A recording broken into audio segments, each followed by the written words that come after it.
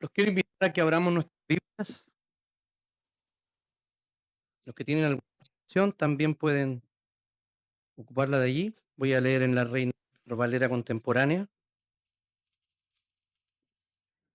el Evangelio según San Juan, capítulo 17, y daré lectura al verso número 3. La palabra del Señor dice así: y esta es la vida eterna, que conozcan a ti, el único Dios verdadero, y a Jesucristo, a quien tú has enviado. Oremos. Bendito Señor, te damos infinitas gracias porque hoy día, en esta mañana, por tu palabra. Te damos gracias, Señor. Seremos edificados con ella, confrontados, Señor, con nuestro pecado, incluso aquellos que están en el fondo de nuestro corazón. Te pido, Señor, que tú prepares los oídos y los corazones de esta congregación. Y también te pido, Señor, que ocupes mis labios para predicar tu palabra y no las mías. Te damos gracias. Oramos en el nombre y en los méritos de Jesús. Amén. Esta serie la hemos titulado Deseos de Navidad. Y nosotros podemos ver que en Navidad ocurren varias cosas, ¿cierto? La gente, por lo general, está más feliz. Pero lo que pasa de manera particular es que prendemos muchas luces. Es cierto que hay casas que están mucho más encendidas que otras, ¿cierto? Como la que está allí en Las Violetas, todos la conocen. Es la casa de un señor que, no voy a decir, hace llover oro, pero no. Hay una allá también en la Florida que es enorme y está muy iluminada. Pero en general las casas se iluminan. Eh, las acciones culturales son, en definitiva, una búsqueda por algo que necesitamos. Nos hacemos regalos. ¿Deseamos qué cosa? Deseamos paz, amor, ¿cierto? Y es lo que queremos hablar. Hoy día vamos a hablar sobre vida. Esa es la palabra de hoy. Juan 17, acabamos de leer, y vamos a basarnos en este capítulo para entender cuál es la profunda necesidad de vida que manifiestan los seres humanos. No sé si ustedes conocen a Brian Johnson. ¿Esta es mía o es de la Ale? ¿No tomó?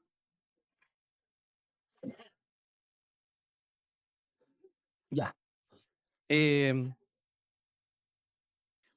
no lo conocen. Probablemente no lo conocen por su nombre. Pero él es un multimillonario que ha iniciado varias terapias para hacerse más joven. De hecho, se inyectaba sangre de su hijo adolescente para renovar. No leí, pero no encuentro, no sé todos los detalles, pero ustedes lo conocen porque lo han visto seguramente en las noticias, en redes sociales. Y hace poco él adquirió una infección producto de todo y quedó bastante mal. No sé si se le retrasó, se le acabó todo el efecto del tratamiento, o simplemente está muy, pero muy hinchado. Da lo mismo si le funciona o no, ¿cierto? Pero en general, los seres humanos buscamos vida. Si preguntamos acá, yo creo que muchos de nosotros queremos vivir la mayor cantidad de años posibles en las mejores condiciones posibles, ¿no? Eso es lo que quisiera yo. No sé ustedes. Esta búsqueda frenética por la inmortalidad también la hemos visto en el pasado. Con hazañas, por ejemplo, por la vida eterna, con hazañas para ser recordado, pero también la ciencia ha participado de esto. Con algunos que han sido congelados en cámaras criogénicas para luego encontrar la solución a sus enfermedades, y etcétera. Podemos ver que es un deseo, no solo de Navidad, sino un deseo permanente que los seres humanos tenemos para nuestra vida, aunque parezca redundante, la vida misma. En este pasaje que acabamos de leer, se le ha llamado la oración sacerdotal de Jesús.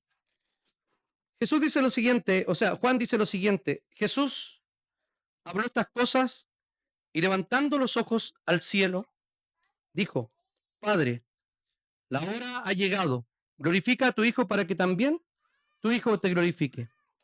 Como le has dado potestad sobre toda la humanidad para que dé vida eterna a todos los que le diste. En este pasaje, Jesús se dirige al Padre antes de ir a la cruz. Los eruditos, la verdad que no saben exactamente dónde ubicarlo, en qué momento de esa noche del jueves, pero podría estar incluso dentro de una casa y levantar los ojos al cielo, porque ese es el lugar en la cosmovisión hebrea donde está Dios. Dios está en el cielo, de hecho el cielo es su trono y la tierra, dice el profeta, el estrado de sus pies. El evangelista no utiliza un verbo muy habitual que se utiliza para las peticiones. El verbo que utiliza aquí es el verbo de nos hemos puesto de acuerdo con esto. O sea, nosotros nos ponemos delante del Señor y rogamos por algo que estamos pidiendo. Sin embargo, aquí Jesús es es distinto el significado del verbo que está usando aquí mientras él pide. Es como está totalmente seguro que va a recibir lo que está pidiendo porque es un compromiso que han hecho entre los dos. Está recordando un acuerdo. Entonces, el Señor está seguro de lo que habla con su Padre. Ahora bien, cuando dice Jesús, a los que le diste, perdón, dice, me ha dado su potestad sobre toda la humanidad para que dé vida eterna a todos los que le diste. Y ahí comienza el texto. Y esta es la vida eterna, el que acabamos de leer. ¿Qué entendían los discípulos contemporáneos de Juan cuando hablaban de vida eterna? Los judíos, los discípulos, habían sido educados como judíos. Y hay una conmovisión respecto al futuro y a la eternidad en la teología rabínica. Esto quiere decir, así la miraban ellos. Estaba la edad presente, luego venía la venida del Mesías, que era un adulto, nunca aparecía, para ellos nunca apareció como que fuera un niño, venía a cumplir las promesas de los profetas de manera literal y política. Los que creían de otra manera eran muy escasos en el pueblo de Israel. Entonces, basado en estos textos antiguos, ellos creían que ese era el orden. Una vez que llegaba el Mesías, se iniciaba la eternidad.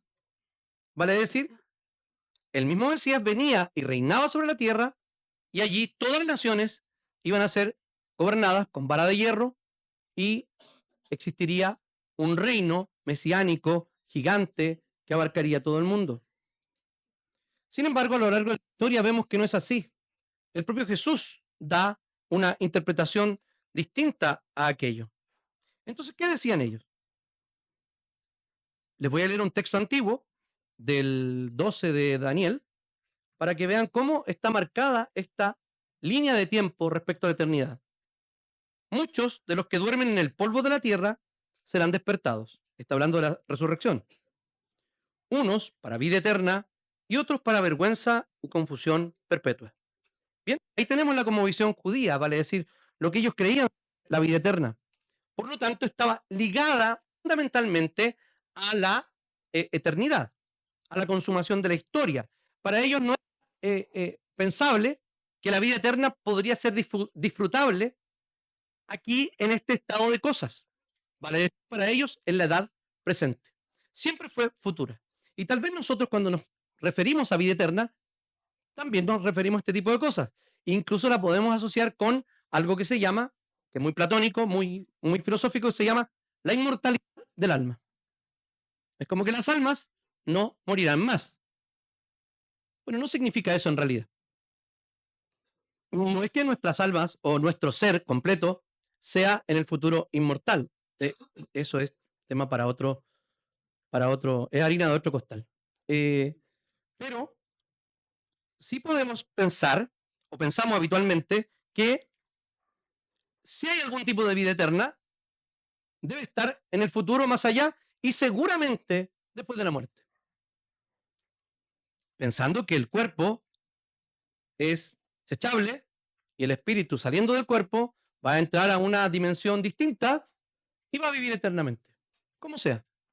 Como dicen los hindúes, conectándose a una especie de, como una gotita en el mar, esa alma conectándose al nirvana, al todo, o como creemos los cristianos, que esa alma está a la espera del juicio para salvación o condenación. Sin embargo, Juan, en los labios de Jesús, introduce un enfoque en este asunto. El término vida, que significa, que se escribe zoe en griego, hay dos verbos para vida, bios, que se habla sobre la vida material, y zoe sobre la vida espiritual. Cuando habla 54 veces de esta palabra, zoe, de Juan. Es decir, que algunos han catalogado el Evangelio de Juan como el Evangelio de la vida eterna. Las personas entonces entendían exclusivamente, como ya dije, de manera escatológica, o sea, de manera del final de los tiempos, cuando viniera el Mesías. Sin embargo, aquí vemos el desarrollo sobre lo que dice Juan. Y quiero que pongan mucha atención. En Juan 10 dice así: las que son mis ovejas oyen mi voz, y yo las conozco, y ellas me siguen, y yo les doy vida eterna. Y no perecerán jamás, ni nadie las arrebatará de mi mano. Mi Padre que me las dio es mayor que todos, y nadie las puede arrebatar de la mano de mi Padre. Aquí hay un cambio fundamental respecto al concepto de vida eterna que introduce Juan en los labios de Jesús. Dice, les doy. Entonces el concepto que introduce es que sucede así. No es resurrección y vida eterna, sino que dice que hay primero vida eterna que se las da ahora y luego vendrá la resurrección. Por eso tú puedes decir que el que cree en él no morirá jamás. Dice en Juan 11, yo soy la resurrección y la vida. El que cree en mí, aunque esté muerto, vivirá. Y todo aquel que cree en mí no morirá eternamente. Entonces no podemos ser arrebatados de las manos del Señor aquellos que ya hemos disfrutado de la vida eterna. ¿Esto qué quiere decir? Que la inversión del orden, resurrección y después vida eterna, como lo entendían los judíos, para lo que hace Juan, que es primero vida eterna, y aquellos que tienen vida eterna, aunque mueran, van a resucitar, aunque esté muerto, vivirá. Eso significa, bendición de la vida eterna puede ser degustada en este tiempo. Y se los voy a explicar de una manera muy sencilla. Mi esposa es una excelente cocinera. Si ustedes me preguntan cuál es mi comida favorita,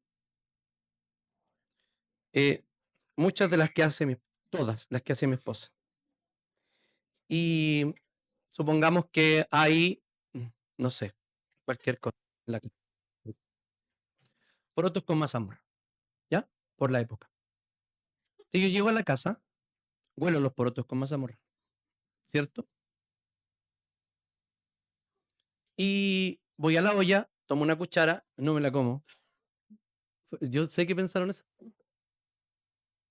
Voy a la olla y como una cucharada. La pregunta es, ¿almorcé? Pero comí comida. A ver, lo que comí ahí, ¿es la misma comida que voy a almorzar? Entonces, ¿por qué no almorcé? O sea, que creen que me como una olla.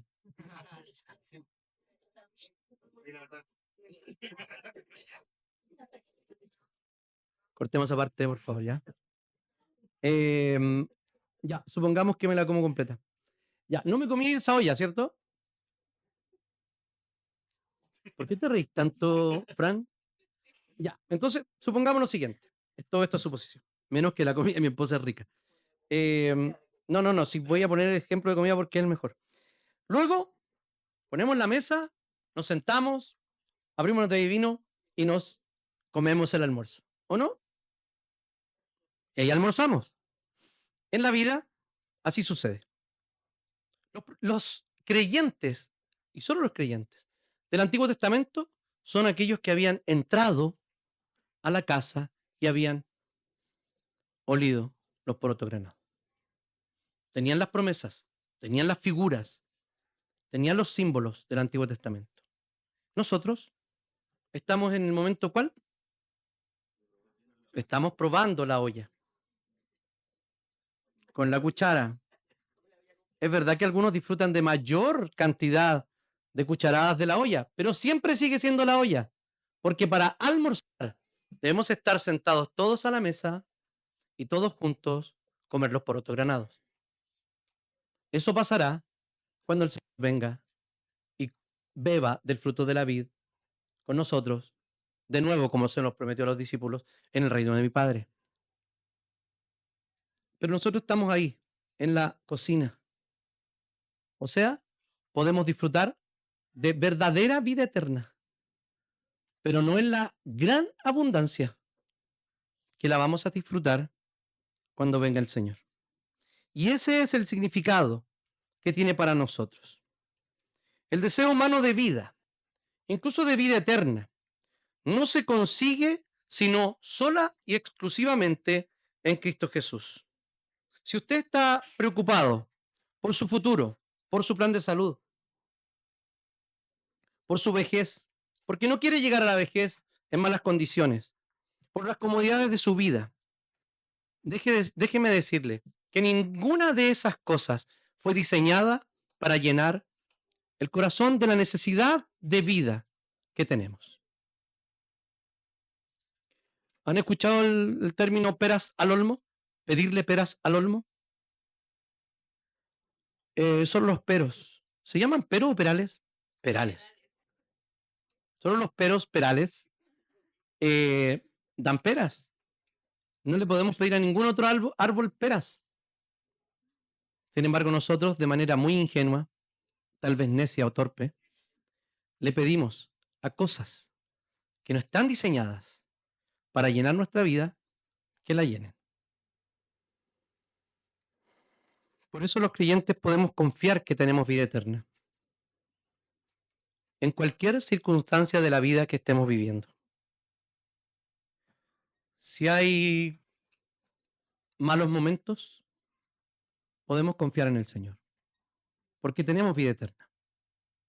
Porque aunque no nos comamos el plato completo, podemos disfrutar incluso de algunas cucharaditas. Cuando tenemos angustia en nuestro corazón, tristeza, deseos desordenados, tragedia, frustración, la vida solo la podemos encontrar en Cristo Jesús. En segundo lugar, Jesús dice que la vida eterna es la siguiente: que te conozcan a ti, el único Dios verdadero.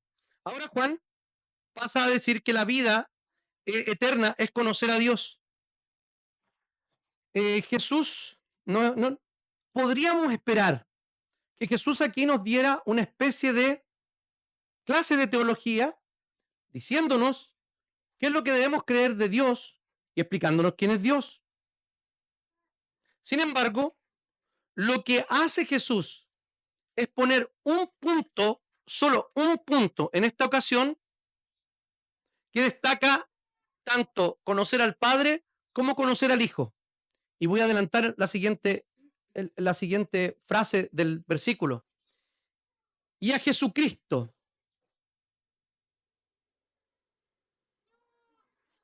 tu Hijo. No, y a Jesucristo, a quien tú has enviado. Entonces Juan hace una especie de separación entre, comillas, el enviador o el que envía y el enviado. La vida eterna es conocer a Dios. ¿En qué sentido? Tratemos de responder esta pregunta: ¿qué es conocer a Dios? En primer lugar, podemos conocer a Dios solo en la Escritura. En la palabra revelada por Dios, tenemos la confianza que esta es la revelación de Dios objetiva, en la cual podemos confiar, en la cual pueden basarse tanto principios de moralidad como de cualquier otra cuestión, y la única que nos muestra la vida eterna en cuanto a que alguien envió a otro, pero ese otro vino, murió y nos sustituyó por nuestro pecado. Esa, comillas, innovación, no la encontramos en ninguna otra religión. Entonces, ¿qué sería? Podemos encontrar a Dios en la Escritura, sabiendo quién es y también cómo actúa. Podemos ver su carácter, sus atributos y su poder. En segundo lugar, podemos conocer a Dios de la siguiente manera, respondiéndole. Esto significa orar. ¿Le ha pasado que alguna vez, digamos la verdad, cuando no tenemos la experiencia de orar y empezamos a orar, orar es fome? ¿Ya? ¿Por qué? Porque no tenemos tema de conversación con nos aburrimos y nos descubrimos pensando en otra cosa. No voy a decir los más culposos, sino los más conscientes de su pecado, cuando están pensando en cualquier otra cosa, vuelven y recapacitan y dicen, perdón, Señor, me fui. ¿Qué te estaba diciendo? O nos quedamos dormidos y despertamos en la mañana. Dejé al Señor hablando solo. ¿Qué pasa acá? Cuando oramos, nuestro corazón se sintoniza con la voluntad de Dios y estamos más inclinados a aceptarla, y también pone nuestro corazón en la perspectiva de eternidad. Porque las aflicciones del tiempo presente no son comparables con la gloria venidera que en nosotros ha de manifestarse, dice la palabra de Dios. Usted puede estar pasando un montón de situaciones, incluso internas, que nadie conoce, que solamente usted conoce. Déjeme decirle que la única forma y en los únicos pies que podemos derramar nuestro corazón es en los pies de Jesús. El deseo de vida es el conocimiento de Dios. Podemos ver que al orar podemos desarrollar una relación con Dios en términos relacionales, pero también tenemos que saber con quién estamos hablando. Entonces, los que quieran iniciar orando, lean alguna parte de la Biblia y luego pregúntense, ¿qué es lo que dice eso? Y luego, ¿qué les dice a ustedes? ¿Y cómo le respondo a Dios? ¿Y qué es lo que me pide? ¿Qué me manda a hacer?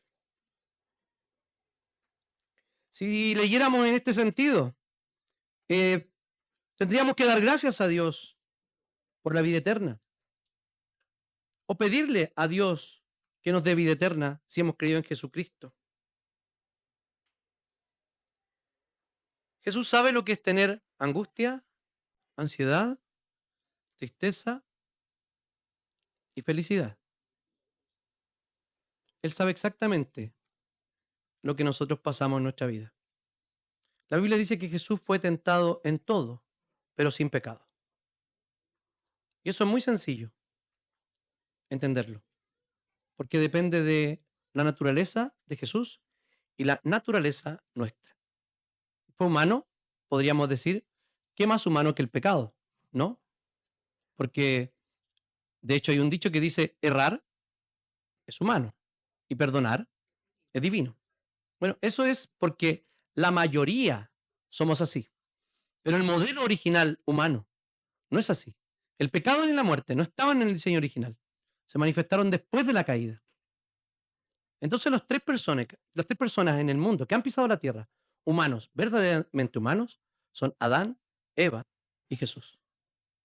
Entonces, pecar no es humano, porque de eso seremos liberados cuando venga el Señor y estemos en la eternidad. Jesús conoce perfectamente aquello. Y lo que le iba a explicar. Vamos solo a imaginar. Tenemos 2 vasos de agua. La tentación es distinta al pecado mismo, ¿sí? Supongamos que tenemos 2 vasos de agua. Uno con un fondito de barro muy decantado y el agüita limpia para arriba. Y un vaso de agua limpia, como este. ¿Qué pasa si yo agito el vaso con agua limpia? Nada, ¿cierto? Se agita. Se agita el agua. Y no se ensucia. Pero si agito el que tiene fondo de barro, ¿qué pasa con el agua? Se enturbia. Díganme, ¿la diferencia está en el acto de mover o en lo que o en la esencia o la composición que tiene esa agua? La composición del agua. Nosotros tenemos fondito de barro.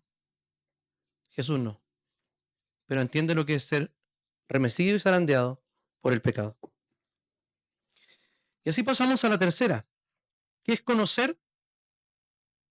Podemos conocer a Dios en las circunstancias de la vida, ya que si leemos la Biblia, oramos, y estos 2 actos moldean nuestra mente y nuestro corazón, podemos ahí saber qué es lo que Dios quiere de nosotros.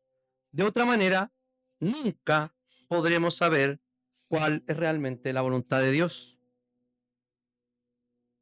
Y aquí vemos la tercera parte del sermón, que sería la segunda parte del conocimiento.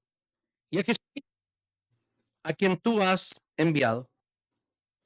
Juan nos presenta ahora al enviado, antes al que envió. Curiosamente, Juan nos muestra a Jesucristo, a él mismo, hablando en tercera persona, ¿cierto? Como si no fuera él. Dice, y a Jesucristo a quien has enviado. Hay algunas explicaciones, pero habla de sí mismo como Cristo, porque debemos entender primero la naturaleza de esta oración. Ya era una oración. Él sabía exactamente de Dios.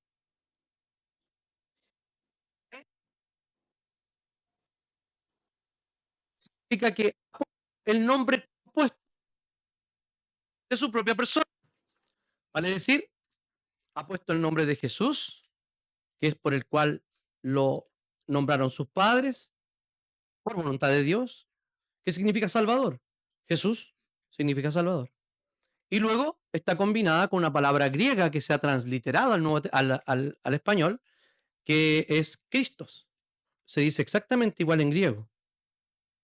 Y cuando dice que Jesucristo está diciendo lo siguiente: Salvador y ungido. El ungido es aquel que era derramada el aceite por ellos, de encima de ellos, y en el Antiguo Testamento solo eran derramada el aceite sobre reyes, sacerdotes y profetas. Lo que está diciendo acá es que Jesús es verdaderamente Dios y verdaderamente hombre. Entonces, ¿cómo conocemos a Jesús? Lo conocemos solamente en relación con Él, depositando nuestra fe en la obra redentora de Jesucristo. ¿Saben por qué? Porque Él nos hace propiedad. Y si volvemos al primer capítulo de Juan, dice que a lo suyo vino, a su misión, mas los suyos, o sea, su pueblo, no le recibieron. Sin embargo, a todos los que le recibieron les dio autoridad de ser llamados hijos de Dios. De eso se trata el Evangelio de Juan. Se trata de la vida eterna. Se trata de cómo Jesucristo tiene una relación con nosotros. Y aquí viene un segundo matiz. El conocimiento de Dios, o el conocimiento que Dios tiene de nosotros, no significa solamente un conocimiento intelectual, sino que conocer significa una relación íntima. Incluso la palabra es traducida en algunos textos como la intimidad sexual. Las versiones más antiguas de la Biblia, cuando habla en Génesis, dice, y conoció Adán a su mujer y dio a luz a Abel. No la conoció, ya la conocía como nosotros pensamos. Entonces, ¿a qué se refiere con conocer? Conocer es intimidad. Entonces, solo una relación verdadera con Dios, aquel que envía, y una relación con Jesús, el enviado, ese es el contenido de la vida eterna. Eso es vida eterna. El salmista dice, no quiero nada más aquí en la tierra si te tengo a ti en el cielo. Si tú estás allá, yo no quiero nada más en la tierra. Esto quiere decir que la vida en este mundo es pasajera y debemos poner nuestra mirada en la eternidad, porque todas nuestras luchas, todas nuestras angustias, los temores van a ser terminados, extintos, cuando venga el Señor. Si usted le pregunta a cualquier persona, ¿qué quiere de esta sociedad? ¿Qué le gustaría que fuera este mundo? ¿Cómo le gustaría que fuera? ¿Me quieren ayudar? ¿Más justo? ¿Más, más seguro? ¿Más? ¿Más? ¿Más? ¿Menos? Y tenemos mucho para decir. Nosotros los seres humanos en nuestra necedad le damos este poder a cualquier tipo de proyecto. Todos los metarrelatos, vale decir, los relatos de un futuro mejor, están muertos, están extintos. ¿Y saben quién lo ha demostrado? Nosotros mismos en nuestra propia historia. El único metarrelato, el único relato del futuro con esperanza es el relato del cristianismo. Que cuando venga el Señor, todo esto pasará. Estoy seguro que todos los que hablaron pueden tener posiciones políticas distintas, porque está de moda hoy día poner esa esperanza en nuestro voto. Y cuando pase esto, esto va a pasar. Y cuando salga aquel, esto va a pasar, sea del color que seamos. Por eso es que podemos nosotros los cristianos estar más allá de los proyectos humanos y estar seguros que solamente cuando venga la consumación y la vida se manifieste en aquella mesa, todos sentados con los porotos granados, bien servidos,